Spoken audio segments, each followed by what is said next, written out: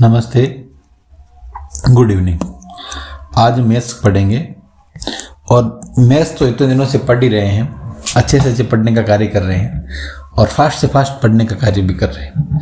लेकिन जो आज गणित पढ़ेंगे वो हम पढ़ेंगे कि कोई भी जिला होता है, हर जिले में जिला समान परीक्षा होती है और उस जिला समान परीक्षा के तहत ये हाफ ईयरली का एग्जाम हुआ, वो पेपर में लेकर आया हूँ। तो पेपर जब मैं लेकर आया हूँ तो हमारा प्राथमिक टारगेट ये रहेगा कि हम ये चेक करें कि जो मैंने आपको पढ़ाया वो कितने क्वेश्चन आपके इस एग्जाम में है। मैं तो पढ़ा रहा हूँ और आपके क्वेश्चन एक ही नहीं आ रहा है, मैं पढ़ा रहा हूँ और आपको समझ में एक भी नहीं आ रहा, तो फिर पढ़ाने का कोई सार नहीं होता है। ये मैं आपको फिर कह देता हूँ। तो मैंने आपको क्या क्या पढ़ाया और कब कब पढ़ाया, ये मैं एक ही क्वेश्चन का आकलन करूंगा। पहले क्वेश्चन में यहाँ 10 एबीसीडी, कितने एबीसीडी? 10। और 10 एबीसीडी में सबसे पहले हम ये चेक करेंगे कि हमने कितनी प्रश्नावलियां पढ़ी और कितनी प्रश्नावलियां पढ़ने के बाद में हमारे पढ़ाए हुए कितने सवाल आए हैं, इसका आकलन करना। अगर सवाल आते हैं तो ये आपको जुड़ना है, अन्यथा कोई जुड़ने की आवश्यकता नहीं। अभी भी चैनल को अगर आपने सब्सक्राइब किया है और या मेरे से जुड़े हुए वीडियो देखते हो और सवाल नहीं आते हैं तो आप जुड़ना मत और अपना समय भी खराब मत करना, ये मैं आपको दावे से कह रहा हूं। शुद्धता और स्पष्टता का ज्ञान होना चाहिए। धोखेबाजी का, ड्रामेबाजी का, टाइम पास का, यूट्यूब से पैसे कमाने का टारगेट नहीं होना चाहिए। कमाते होंगे जिनका टारगेट होता, जिनका पैसा होता, नहीं। मेरा एक कुछ बच्चों के माध्यम से मुझे एक निवेदन किया गया था और वास्तव में उन बच्चों को मैं मानता हूं कि वो क्वालिटी टैलेंट बच्चे हैं और उनको मैं प्रॉपर रूप से पढ़ा नहीं पाऊंगा कि हो सकता है दूरी भी होती है, मेरी भी अलग जगह पोस्टिंग। तो मैंने ये माना है कि किसी बच्चे का नुकसान मेरी वजह से नहीं होना चाहिए और इस पाप का भोगी मैं नहीं बनना चाहता कि कल को कहे कि सर ने हमें पढ़ाया ना। इसी को आधार मानकर मैं इस चैनल पे आया। आपको एक क्वेश्चन का आकलन कराऊंगा। उन बच्चों से मेरे से रिक्वेस्ट की, क्या मान के रिक्वेस्ट की है, कुछ बिलीव दिखाया उन्होंने मुझे और फिर मैंने भी उन पे बिलीव दिखाया कि वो मेहनती बच्चे हैं। तो अब वास्तव में ये कार्य आवश्यक है। अगर हम उनके लिए कार्य नहीं करेंगे फिर किन के लिए करेंगे? जो नहीं पढ़ते उनके लिए कभी भी नहीं हो सकता। देखो, मैंने सबसे पहले आपको प्रश्नावली पढ़ाई वास्तविक संख्या। जब वास्तविक संख्या पढ़ाई तो मैंने आपको एक चीज पढ़ाई थी कि √3 एप्रीम संख्या है, यानी √5 एप्रीम संख्या है कि नहीं, √7 एप्रीम संख्या है कि नहीं। तो फिर मैंने कहा कि √ में जो अभाज्य संख्याएं आती है वो मोस्टली मतलब एप्रीम संख्याएं होती है। अब बात आती फिर सर आपने पूछा कि सर अभाज्य संख्या कौन कौन सी होती है, तो मैंने कहा ऐसी संख्या जो 2, 3, 5, 7 ये स्टार्ट होती है, ऐसे चलती है, अर्थात जिसमें ओनली फॉर खुद का ही भाग जाता है और किसी भी संख्या का डिवाइड नहीं होता है, वो अभाज्य संख्या होती है। और ये पूछ रहा है सबसे छोटी अभाज्य संख्या, तो बोलो कौन सी हुई? ये सवाल मैंने पढ़े। उसके बाद में बहुपद का यार मैंने आपको कहा बहुपद के शून्य ज्ञात करने के बहुत सारे तरीके होते हैं। आपको शून्य ज्ञात करना है जो गुणनखंड विधि से भी अपन ज्ञात कर सकते हैं और सामान्यतः समीकरण को सरल करके भी हम ज्ञात कर सकते हैं। और मैंने आपको बताया कि कभी भी a = 0 उसमें x² की पावर में द्विघात समीकरण है, यानी उसका ये मैंने आपको बताया था कि बहुपद तभी बनेगा। और आप इस चीज को देखोगे तो एक चीज को नोट करोगे कि ये है या नहीं है बहुपद। तो बहुपद में a का शून्य पूछ रहा है तो आपको कोई समस्या नहीं है। एक के मान ≠ 0 बता रहा है, a का मान यहाँ क्या रखोगे, शून्य हो जाएगा। हालांकि मुझे सरल नहीं करना चाहिए, अभी मैं बताऊं आपको कितना आया, लेकिन अगर आप इसको सरल करोगे तो ये उत्तर आएगा। ये भी मैंने आपको पढ़ाया। फिर मैंने आपको एक लाइन पढ़ाई थी जब निर्देशांक ज्यामिति पढ़ाई थी कि मैं किताब की बुक के शुरुआती 4 लाइन मैंने आपको अंडरलाइन कराई थी। आप मेरा वीडियो उठा के देख लेना, निर्देशांक ज्योमेट्री का, कोऑर्डिनेट ज्योमेट्री के मैंने फर्स्ट 4 लाइन अंडरलाइन करवाई है। मैंने कहा इनको कभी नहीं भूलोगे, ये क्वेश्चन में आपके आएगा। दूरी सूत्र ज्ञात करेगा तभी भी काम आएगा ये, और बिना दूरी सूत्र करते समय निर्देशांकों की वैल्यू पूछने के समय भी आपके काम आएगा। ये ग्राफ से जुड़ा हुआ भी सवाल है लेकिन वहां काम आता है, और ऐसा कैसा सवाल ये यहाँ पर आ गया। उसके बाद में मैंने आपको बताया ये समीकरण है। मैंने कहा कोई भी द्विघात समीकरण होता है उसमें एक विवेचक होता है जिसको अपन b² - 4ac कहते हैं। जब b² 4ac होता है तो इसके >0 भी होता है, <0 होता है, = 0 होता है। ये तीनों कंडीशन मैंने आपको बताई थी। मैंने आपको ये भी कहा कि ये कंडीशन देखकर आपसे वो वैल्यू पुट करवा सकता है, k की, m की, जो भी वो अचर गुणांक देता है उसकी वैल्यू फाइंड आउट कराएगा। और ये चौथा सवाल आपका आ गया। 5 सवाल मैंने आपको पढ़ाया नहीं।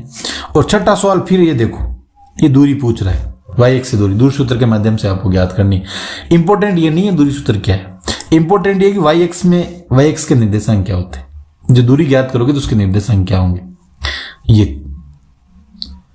तो बात समझ में आई कि नहीं? तो इसके बाद में ये भी मैंने अभी आपको नहीं पढ़ाया है, आगे पढ़ाऊंगा। ये भी मैंने आपको नहीं पढ़ाया, ये भी मैंने आपको नहीं पढ़ाया, ये भी मैंने अभी ये वीडियो बनाई नहीं मैंने।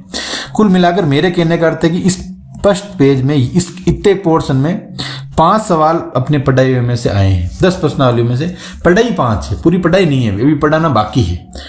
कहते हैं ना ये ट्रेलर है, फिल्म अभी बाकी है, मतलब पूरी किताब बाकी है। अभी बहुत सारी चीजें पढ़ेंगे, बहुत इंपॉर्टेंट क्वेश्चन आएंगे। आप समय तो निकालिए पढ़ने का। आप भूल जाओगे क्लास में पढ़ना।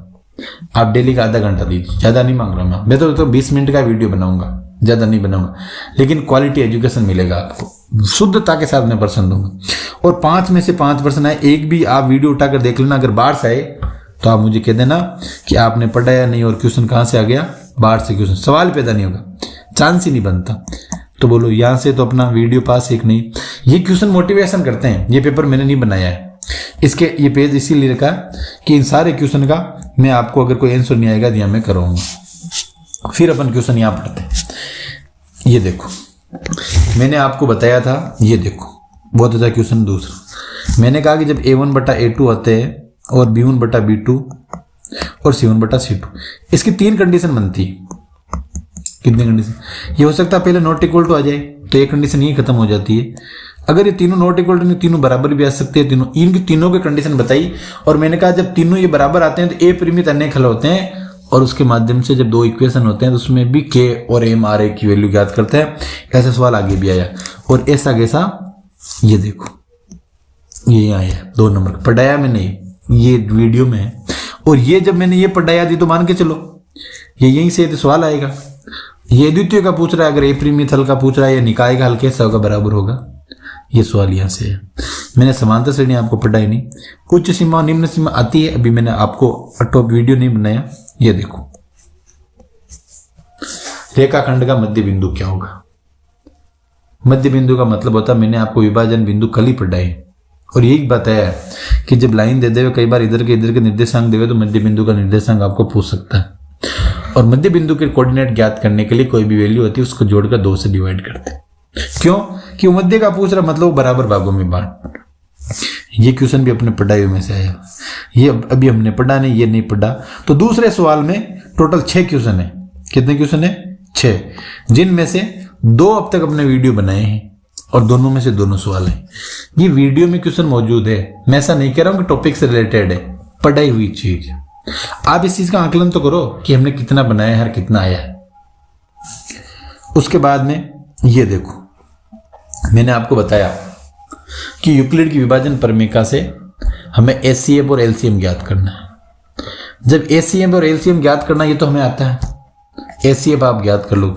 लेकिन सवाल ऐसे भी आता है कि जब एलसीएम और एचसीएफ है तो दोनों में से एक देकर एक वैल्यू निकाल ले, तो इसका फॉर्मूला आपको आना चाहिए। फॉर्मूला मैंने बताया कि LCM A B equal to दोनों नंबर्स को मल्टीप्लाई करोगे एचसीएफ ए बी।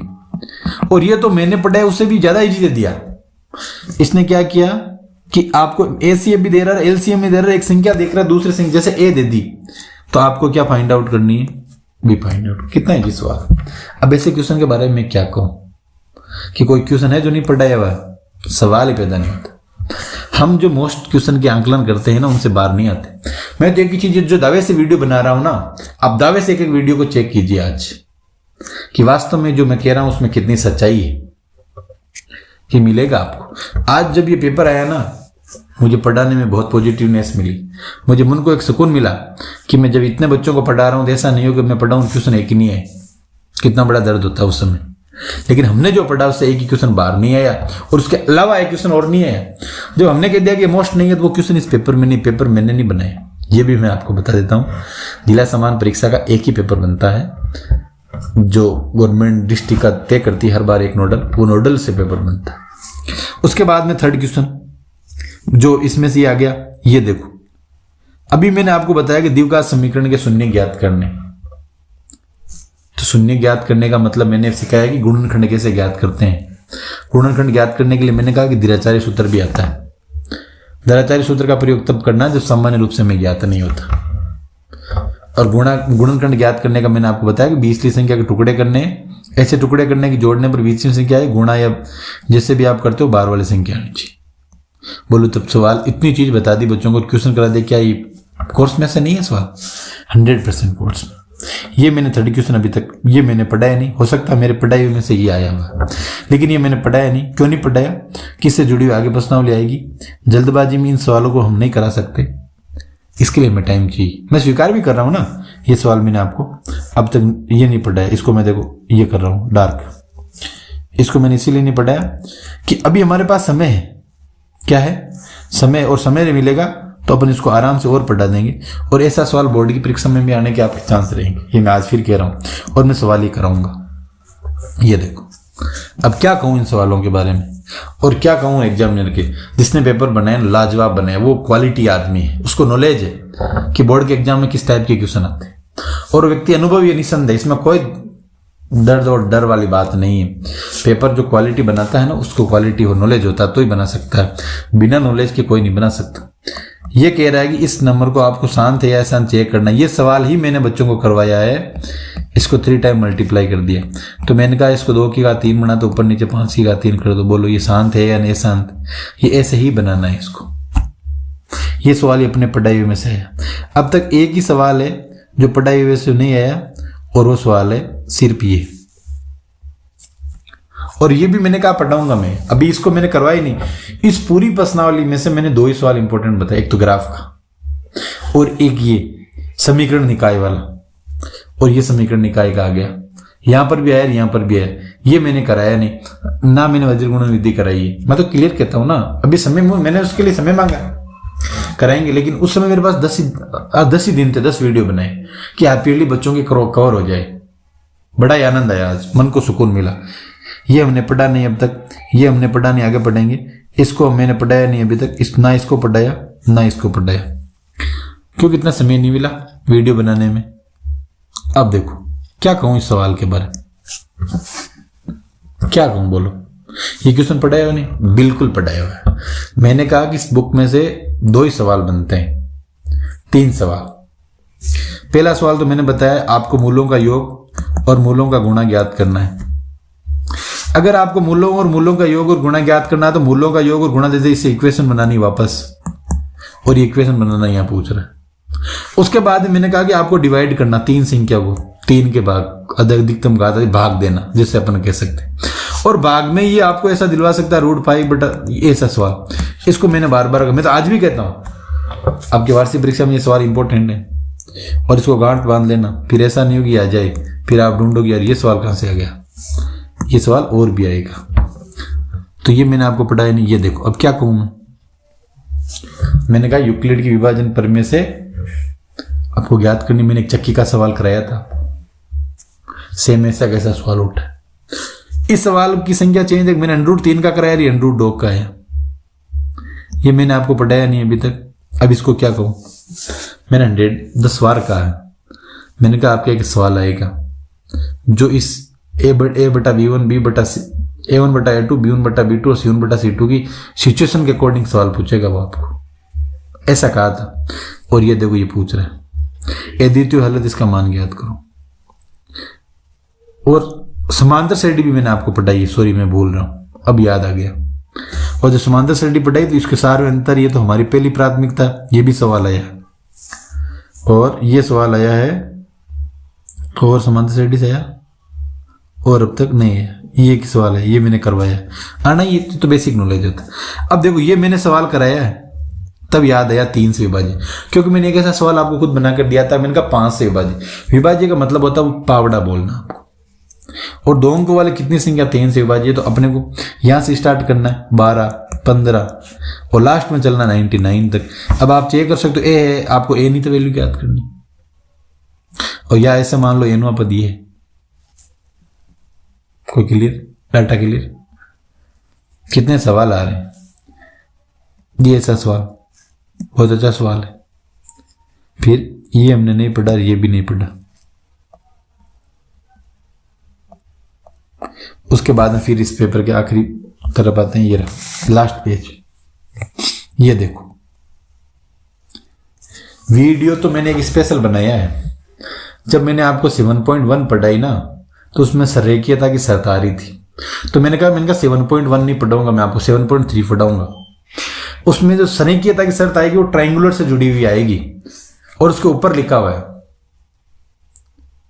उसके ऊपर लिखा हुआ समरेखीय होने की शर्त। त्रिभुज का क्षेत्रफल है ना, वही लिखना है आपको, उसको इक्वल टू 0 करना है बस, और ये वैल्यू को वहां रखना है, आपको की वैल्यू निकल जाएगी। और ऐसा कैसा मैंने विभाजन बिंदु का ये सवाल कराया आपको, दोनों सवाल है, बोलो क्या कहोगे आप? और उसके बाद में ये ग्राफ आ गया, ये मैंने अभी पढ़ाया नहीं, तो आप इसका आकलन करोगे। इसमें 5 में से 5 सवाल आए, मैं एक एक सवाल बता रहा हूं इसका। इसके बाद में आप जाओगे, ये 6 सवाल आया, ये 7 आया, ये 8 आया, ये 9वां सवाल नहीं आया, 8 आया, उसके बाद में ये आया, ये 9 आया, ये 10 आया, ये 11 आया, ये 12 आया, ये 13 सवाल आया, ये 14वां सवाल आया, ये 15वां,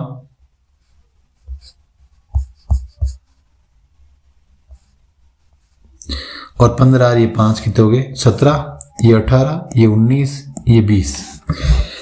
अब देख लो आप, कुछ टोटल इतने सवाल आए हैं। अब मानता हूं पर्सन 17 है, लेकिन इनके पार्ट भी तो हैं, एक सवाल में 10 सवाल है, दूसरे सवाल में 4 है, 5 है। अगर आप मात्र 10 दिन पढ़ाई करते तो आपके इतने क्वेश्चन सही होते। उन वीडियो को बार बार आपको देखकर विचार करना था। और मैं तो आज आपको फिर कह रहा हूं, और गारंटी से कह रहा हूं, इस पेपर को भी बहुत जल्दी मैं आपको सोल्व कराऊंगा। सोल्व ऐसे नहीं कराऊंगा कि पेपर लेके स्टार्ट कर देना। जब आपको पेपर बताऊंगा ना, तो मैं आपको कहूंगा कि ये आपके हाफ ईयरली एग्जाम में आया है, और ईयरली में एग्जाम में कौन से क्वेश्चन आपके आएंगे, एक एक क्वेश्चन करूंगा। आप विश्वास के साथ जुड़िए। मैं आपका समय करने के लिए, खराब करने के लिए नहीं आया हूं। मेरा भी समय खराब होता है, मैं पैसे कमाने के लिए नहीं आया हूं। पैसे कमाने के लिए जाता तो किसी ट्यूशन पढ़ाने नहीं चला जाता, और भी बहुत समय मैंने मेरा कीमती समय निकाल कर आपका समय खराब नहीं हो। बच्चों को अर्ली मॉर्निंग मानते हैं, कई बच्चों को उठने की आदत नहीं हो, तो सोने से पहले 20 मिनट की खांसी की दवाई की तरह ये वीडियो ले आ। और मैं आपको विश्वास दिलाता हूं, आज इस विश्वास के साथ मैं आपके सामने पेश आ रहा हूं ना, शायद इतने दिन भी नहीं आया होगा। क्यों नहीं आया? कि आज के दिन का इंतजार था, कि जिस दिन में किस दिन मैं बच्चों के सामने रूबरू होऊंगा, और उस दिन मैं बच्चों को कहूंगा कि भैया ये नागौर जिले का है, और भी मैं 1-2 जिलों के और ढूंढने का प्रयास करूंगा, मंगाऊंगा, निश्चिंत रहो, बाहर नहीं आएंगे सवाल। इन्हीं से मैच करते हुए सवाल मिलेंगे आपको, सवाल पैदा नहीं होता कि बाहर। और मैं तो ये कह रहा हूं, मैंने जो पढ़ा है वो यही मैटर है। आप दूसरे डिस्ट्रिक्ट के क्वेश्चन मिला लो, ये नागौर डिस्ट्रिक्ट का हो सकता है, बाकी जिलों को क्या मैंने देखा नहीं। इसमें से आप एक क्वेश्चन को आप कंपैरिजन कह सकते हो। आपको मैं आज फिर कह रहा हूं, आप बाकी विषय को समय दीजिए, दिल खोल के समय दीजिए, और मुझे 20 मिनट का समय दीजिए। और मेरी प्रश्नावली भले हो जाएगी, किताब हो जाएगी, लेकिन मैं आपको डेली 20 मिनट दूंगा, सिर्फ 20 मिनट। अगर मेरे 20 मिनट देने से हजारों लाखों बच्चों के भविष्य में इंप्रूवमेंट हो रहा है, तो मेरे 20 मिनट कोई ज्यादा खराब नहीं हो रहे, बहुत अच्छे हो रहे, वसूल हो रहे। तो आपको चिंता करने की जरूरत नहीं है। आपके सामने पेपर विद प्रूफ। ऐसा नहीं कि मैं झूठ साज की दुनिया में बिलीव कर रहा हूं और आपको गुमराह करने का प्रयास कर रहा हूं। और ये सारे सवाल है ना, ये सारे अच्छे सवाल हैं। और पेपर सेटर साहब जो भी था उसको मैं एक बार फिर पुनः धन्यवाद देता हूं कि उन्होंने क्वालिटी चीज दी। और आपको मैं एक चीज और कह रहा हूं, जब बोर्ड का एग्जाम आएगा ना, तो आप उठा के देख लेना, बहुत सारे क्वेश्चन इस पेपर में से मिलेंगे। और ऐसा पेपर ही हम बनाने वाले हैं। जब आपका प्री बोर्ड से जुड़ा पेपर, हाँ कुछ ये ABCD से जुड़ी हुई इन्होंने थोड़ी ज्यादा बेसिक पूछ ली, हालांकि अच्छी चीज है, लेकिन पूछ ली। लेकिन ऐसे सवाल ही बनते हैं। एक बार फिर आपका बहुत बहुत धन्यवाद। पेपर मैंने सोल्व नहीं कराया, मैंने पेपर को आपको दिखाया है। अब आपको सोल्व करना है। मुझे कमेंट बॉक्स में भी ये चीज लिखनी है, और पेपर भी आपको देखना है। दिल खोल के, आत्मा को विश्वास करके पेपर को देखना है कि वास्तव में सच्चाई क्या है। ठीक है ना? थैंक यू सो मच, बहुत बहुत धन्यवाद।